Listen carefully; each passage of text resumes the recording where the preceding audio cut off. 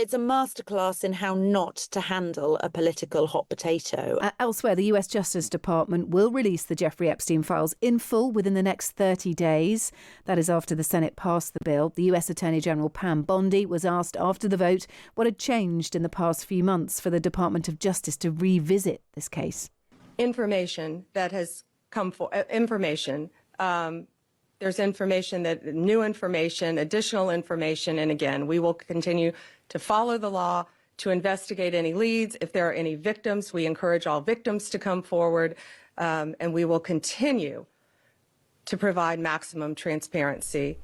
Yeah, she sounds a bit uncertain. She's not her sort of usual dynamic self in that clip, which is interesting because Pam Bondi, of course, when Trump was first inaugurated again, she sort of let it slip that she had the Epstein files on her desk, if I can remember correctly, Harriet. Here she is, sort of seemingly unsure about the line she's meant to give.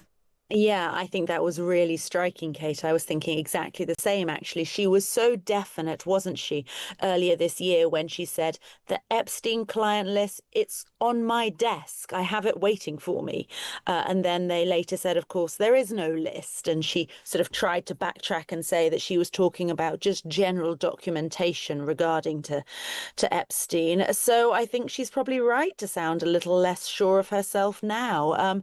Interesting to note that the Justice Department will have 30 days to release all of the documentation regarding Epstein after that Congress vote yesterday. Do we know how much there is, Harriet? We've obviously had, 25-odd thousand pages already, but I mean, do we know how much we're talking about here?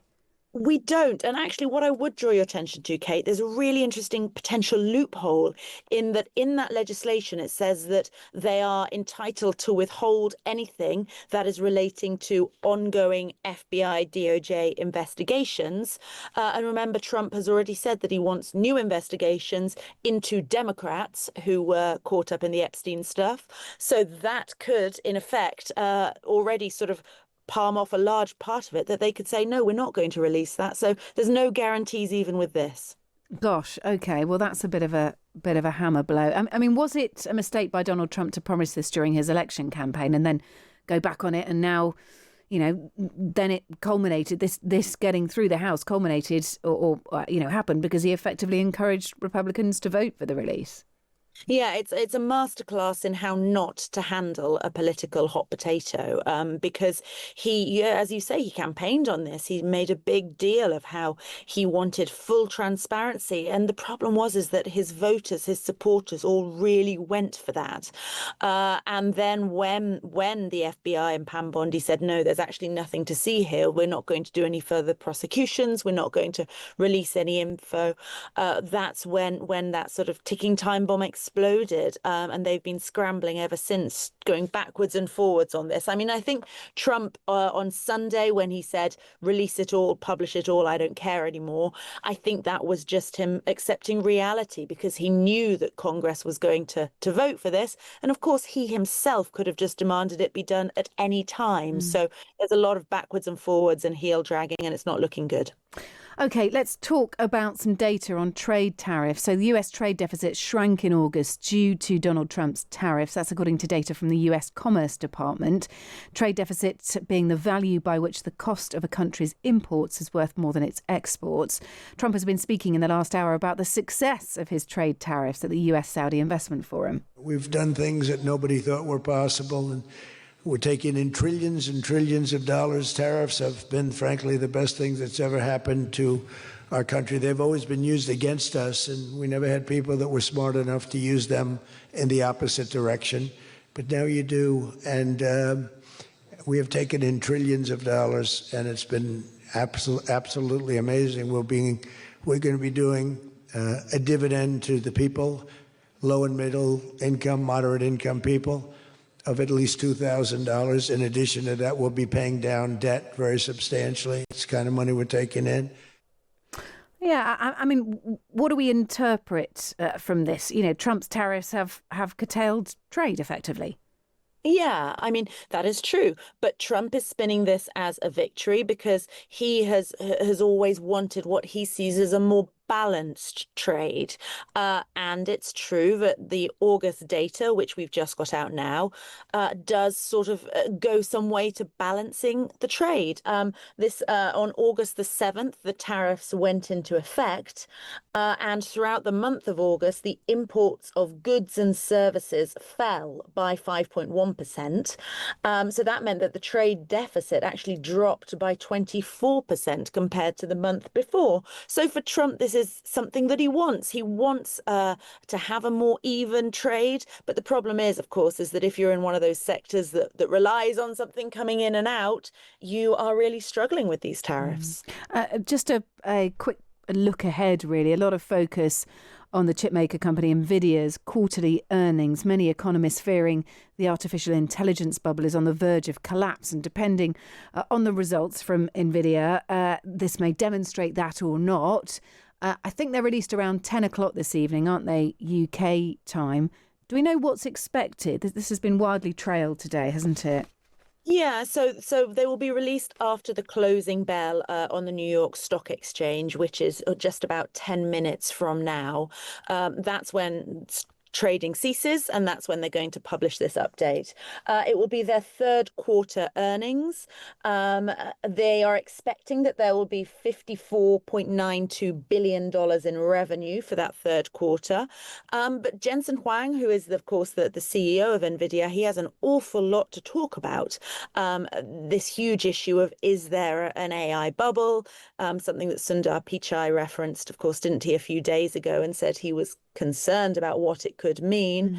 But Huang's words will be hung on because he's so influential in this sector, and he's just struck deals with Anthropic, and he did a deal back in September with OpenAI, so hugely influential player.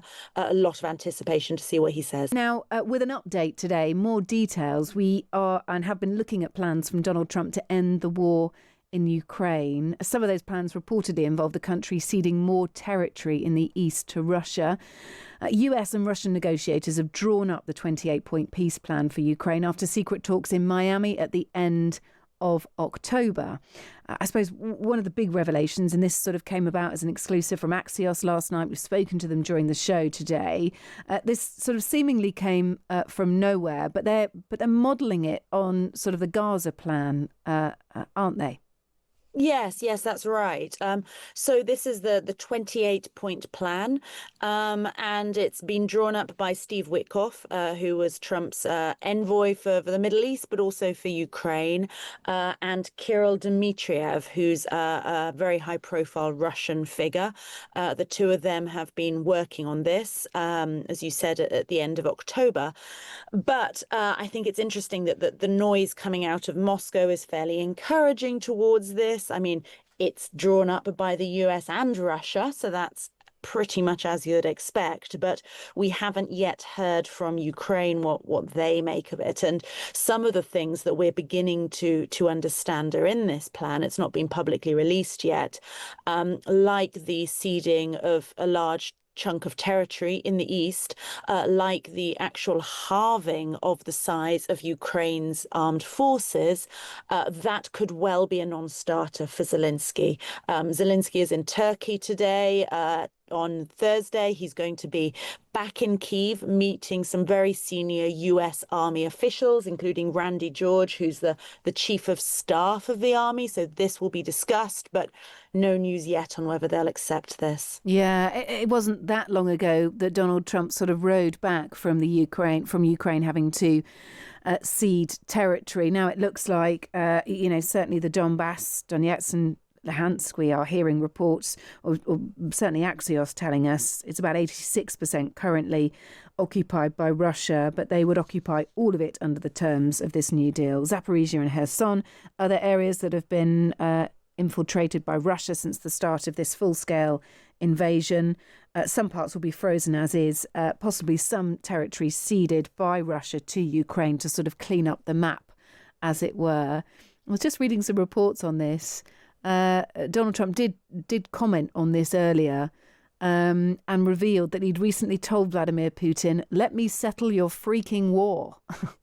I mean, this is him again heading towards the Nobel Peace Prize in his mind.